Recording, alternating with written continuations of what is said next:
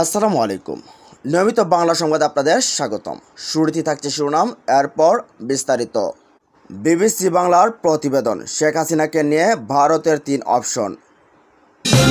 হত্যা মামলায় শতাধিক পুলিশ সদস্য আসামি, আটক হচ্ছেন প্রতিদিনই। স্বৈরাচারের পতনকে চূড়ান্ত বিজয় ভাবার সুযোগ নেই, বলছেন আমিরে জামাত ডক্টর শফিকুর রহমান। এবং সবশেষ জানিয়ে দেব, দুর্নীতিবাজ এমপি মন্ত্রী ও দুর্বৃত্ত আমলাদের গ্রেফতারের দাবি নুরুল হক নূরের। এতক্ষণ শুনছেন সংবাদ শিরোনাম, এবার জানুন পুরো বিস্তারিত। সাবেক প্রধানমন্ত্রী শেখ হাসিনাকে চরম গোপনীয়তা ও কড়া সুরক্ষার মধ্যে আপাতত ভারত সরকার থাকার ব্যবস্থা করেছে। তবে তার ব্যাপারে চূড়ান্ত সিদ্ধান্ত কী নেওয়া হবে সে বিষয়ে আনুষ্ঠানিক সরকার এখনও জানায়নি। এর মধ্যে বাংলাদেশ সরকার শেখ হাসিনার ডিপ্লোম্যাটিক পাসপোর্ট প্রত্যাহার করায় ভারত এখন তার অবস্থানে বৈধ ভিত্তিক সেটা নিয়েও প্রশ্ন উঠেছে।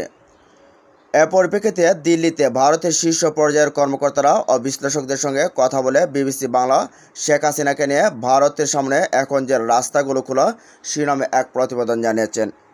এই মুহূর্তে শেখ হাসিনাকে নিয়ে ভারতের সামনে কার্যত 3টি অপশন বা রাস্তা রয়েছে। প্রথম রাস্তাটা হলো বাংলাদেশের সাবেক প্রধানমন্ত্রীর জন্য তৃতীয় কোনো দেশে আশ্রয় ব্যবস্থা করা, যেখানে তিনি নিরাপদে ও সুরক্ষিত পরিবেশে থাকার নিশ্চয়তা পাবেন। দ্বিতীয় অপশন হলো শেখ হাসিনাকে রাজনৈতিক আশ্রয় দিয়ে ভারতেই এখনকার মতো রেখে দেওয়া। তৃতীয় বিকল্প পথটা হয়তো এখনই বাস্তবায়ন সম্ভব নয়, কিন্তু ভারতীয় কর্মকর্তা ও পর্যবেক্ষকদের একটি অংশ বিশ্বাস করেন কিছুদিন পরে উপযুক্ত পরিস্থিতি এলে বাংলাদেশে শেখ হাসিনার রাজনৈতিক প্রত্যার্পণের জন্য ভারত চেষ্টা করতে পারে। কারণ দল বা রাজনৈতিক শক্তি হিসেবে আওয়ামী লীগ এখনও ফুরিয়ে যায়নি এবং দলের সর্বোচ্চ নেত্রী হিসেবে তিনি দেশের ফিরে সাংগঠনিক হাল ধরতেই পারেন। এ 3টি বিকল্পের মধ্যে ভারতের কাছে অপশন হিসাবে প্রথমটাই যে সেরা তা নিয়ে কূটনৈতিক বা থিঙ্ক ট্যাঙ্ক মহলে কোনো সন্দেহ নেই। কারণ তিনি ভারতেই রয়ে গেলে সেটা আগামী দিনে দিল্লি টু ঢাকা সম্পর্কের ক্ষেত্রে বিরূপ প্রভাব ফেলতে পারে বলে তারা মনে করছেন। এর পাশাপাশি ভারত বাংলাদেশের প্রত্যাবর্তন চুক্তির আওতায় শেখ হাসিনাকে হস্তান্তরের জন্য ঢাকার কাছ থেকে অনুরোধ এলে সেটা যে কোনো না কোনো যুক্তিতে দিল্লি খারিজ করে দেবে তাও একরকম নিশ্চিত। তাই শেখ হাসিনাকে বিচারের জন্য বাংলাদেশের হাতে তুলে দেওয়া ভারতের জন্য কোনো বাস্তবসম্মত অপশন বলে পর্যবেক্ষকরা মনে করছেন না। সুতরাং অন্যভাবে বললে শেখ হাসিনাকে নিয়ে স্বল্প বা দীর্ঘমেয়াদী ভারতের সামনে উল্লিখিত 3টি রাস্তায় খোলা থাকছে। তৃতীয় কোনো বন্ধু দেশে পাঠানো, পররাষ্ট্র মন্ত্রণালয়ের একজন শীর্ষস্থানীয় কর্মকর্তা বলছেন, we are hoping for the best, preparing for the West. অর্থাৎ ভারত এখনও আশা করছে শেখ হাসিনার ক্ষেত্রে সবচেয়ে ভালোটাই ঘটবে। তৃতীয় কোনো বন্ধু দেশে তিনি থাকতে পারবেন, কিন্তু সেটা যদি সম্ভব না হয় তাহলে সবচেয়ে খারাপটার জন্য শেখ হাসিনাকে দীর্ঘ সময়ের জন্য ভারতে রেখে দিতে হবে। বিবিসি জানতে পেরেছে, শেখ হাসিনার যুক্তরাজ্যে যাওয়ার প্রস্তাব প্রথমে বাধাপ্রাপ্ত হওয়ার পর ইউএই, সংযুক্ত আরব আমিরাত, সৌদি আরব ও ইউরোপের 2-1টি ছোট দেশের সঙ্গে ভারত এ বিষয়ে কথা বলছিল। তবে এসব আলোচনায় তেমন অগ্রগতি হয়নি। তবে শেখ হাসিনা নিজে এখনও কোনো দেশে লিখিত আবেদন করেনি। তার হয়ে এবং তার মৌখিক সম্মতির ভিত্তিতে যাবতীয় কথাবার্তা ভারত সরকারই চালাচ্ছে।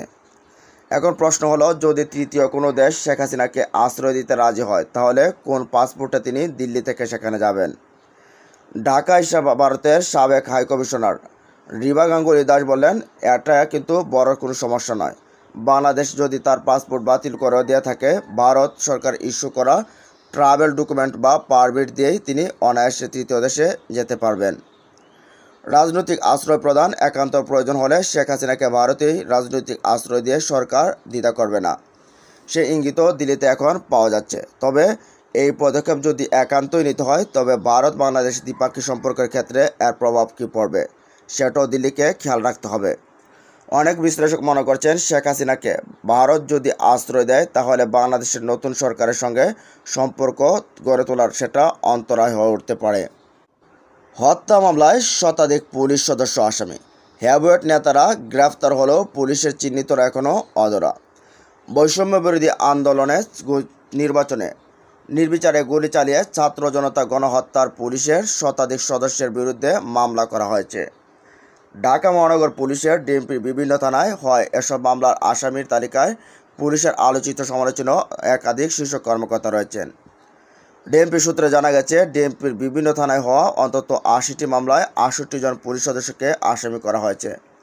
এছাড়া এসব মামলায় পুলিশ সদর দপ্তর, সিআইডি, এসবি সহ পুলিশের বিভিন্ন ইউনিটে আরও অন্তত অর্ধশত সদস্যকে আসামি করা হয়েছে। এদিকে একই মামলায় আওয়ামী লীগ ও তাদের সহযোগী দলের হেভিওয়েট নেতারা গ্রেফতার হলেও পুলিশের চিহ্নিত অপরাধীরা এখনও ধরাছোঁয়ার বাইরে রয়েছেন। মামলার আসামি কয়েকজন কর্মকর্তা দিনের পর দিন অফিস করছেন না। তাদের গ্রেফতারে কোনো কার্যকর ব্যবস্থাও নিতে দেখা যাচ্ছে না পুলিশ ও অন্যান্য আইনশৃঙ্খলা রক্ষাকারী বাহিনীদের। আইনজ্ঞরা বলছেন, ক্রিমিনাল অফেন্সের জন্য মামলা হলেও প্রফেশনাল প্রোটেকশন নেই। জানতে চাইলে ডিএমপির অতিরিক্ত commissioner crime and operations Mohammad Israil Howlader যুগান্তরকে বলেন, পুলিশের বিরুদ্ধে হওয়া মামলায় অভিযোগের বিষয়ে আইন অনুযায়ী ব্যবস্থা নেওয়া হবে। এক্ষেত্রে কে পুলিশ কে সাধারণ মানুষ তার কোনো পার্থক্য করা হবে না। ডিএমপির নিউ মার্কেট থানা এলাকায় গত 19শে জুলাই ছাত্র জনতার আন্দোলন চলাকালে গুলিতে নিহত হন ব্যবসায়ী আব্দুল ওয়াদুদ। নিহতের চালক আব্দুর রহমান বাদী হয়ে নিউ মার্কেট থানায় 130 জনের বিরুদ্ধে হত্যা মামলা করছেন। সাবেক প্রধানমন্ত্রী হাসিনা, আওয়ামী লীগের অনেক কেন্দ্রীয় নেতার পাশাপাশি আসামি তালিকায় রয়েছেন একাধিক পুলিশ কর্মকর্তা। তারা হলেন 2018 সালে অবসরপ্রাপ্ত যাওয়া সাবেক আইজিপি শহীদুল হক, সদ্য বিদায়ী সাবেক আইজিপি আবদুল্লাহ আল মামুন, বাধ্যতামূলক অবসরে পাঠানো সাবেক এসবি প্রধান মনিরুল ইসলাম, সাবেক ডিএমপি কমিশনার হাবিবুর রহমান, সাবেক সিটিসি প্রধান আসাদুজ্জামান। এছাড়াও পুলিশ সদর দপ্তরে সংযুক্ত ডিএমপির সাবেক অতিরিক্ত কমিশনার একে হাফিজ উদ্দিন আক্তার, ডক্টর খন্দকার মহিউদ্দিন, ডিএমপি সাবেক ডিবি প্রধান হারুনুর রশিদ। এদিকে স্বৈরাচারের পতনকে চূড়ান্ত বিজয় ভাবার সুযোগ নেই। স্বৈরাচারী আওয়ামী লীগ সরকারের পতনকে চূড়ান্ত বিজয় ভাবার সুযোগ নেই বলে মন্তব্য করেছেন বাংলাদেশ জামায়াতে ইসলামীর আমির ডাক্তার শফিকুর রহমান। তিনি বলেন, বাংলার আকাশে এখনও শকুন উঠছে, তাই দেশের স্বাধীনতা, সার্বভৌমত্ব ও অখণ্ডতা রক্ষা এবং সুশাসন ও ন্যায় ইনসাফ প্রতিষ্ঠার জন্য সবাইকে আরও বড় ধরনের ত্যাগের জন্য প্রস্তুত থাকতে হবে। আমাদের আরও ত্যাগ স্বীকার করতে হবে। ডাক্তার শফিকুর রহমান বলেন, বিগত সরকার সব রাষ্ট্রীয় প্রতিষ্ঠান ধ্বংস করে দিয়েছে। জামায়াত সহ সব বিরোধী রাজনৈতিক দলকে শেষ করে দেওয়ার উদ্যোগ নিয়েছিল। তারা নির্বাচন ব্যবস্থা ধ্বংস করেছিল। এ অবস্থায় অভ্যুত্থানের মাধ্যমে জনগণ বর্তমান সরকারকে দায়িত্ব দিয়েছে।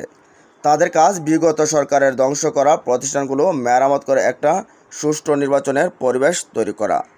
আমরা তাদের সে সময় দিতে প্রস্তুত। এ সময় স্বৈরাচারী শেখ হাসিনা সরকারের সমালোচনা করে তিনি বলেন, পতিত সরকার আমলে সবার আগে আঘাত এসেছিল বিডিআরের উপর। সেই ঘটনা ঘটেছিল, যারা ঘটেছে তারা এখনও শনাক্ত ও বিচারের আওতায় আসেনি। এর মাধ্যমে সেনাবাহিনী ও বিডিআর বাহিনীকে ধ্বংস করা হয়েছিল। এরপর হামলা এসেছে জামায়াতে ইসলামীর উপর। ইসলাম ধর্মের জন্য যারা নির্যাতন সহ্য করে কাজ করে যাচ্ছে তাদের বিরুদ্ধে ইসলাম অবমাননার অভিযোগ আনা হলো।